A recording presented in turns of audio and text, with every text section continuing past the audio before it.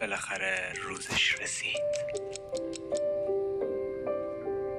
همه موفقیت هویج رو توی کمتر از 3 ماه دیدن. خیلی ازم میپرسن چطوری؟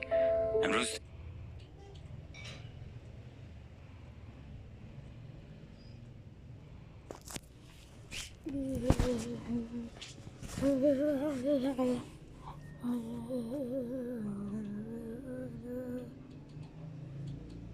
این ویدیو قراره بهش جواب بدم. قراره خیلی چیزا امروز تو این ویدیو مشخص بشه. داستان برمیگرده به 20 اسفند سال 1400.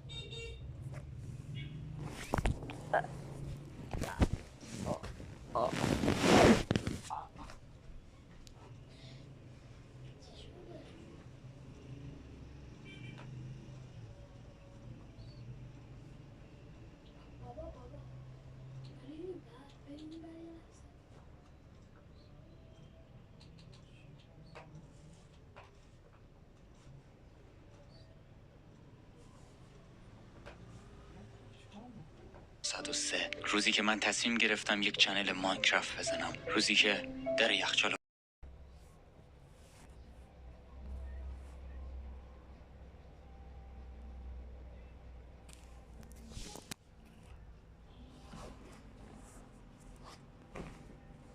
هایپ کنید توی قسمت کامنت رو بکشید به سمت راست یا چپ، میاد براتون قسمت هایپ کردن.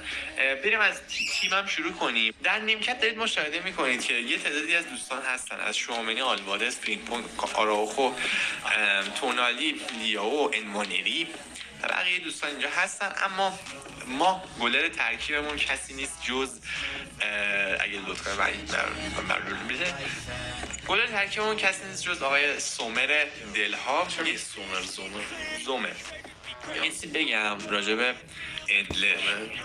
اگه بچه‌ها $1,000,000 سمت اندلر افتاد و مجبور بودید که برای گرفتن $1,000,000 اندلر رو تو گلتون بذارید، اصلا سمتش نرید.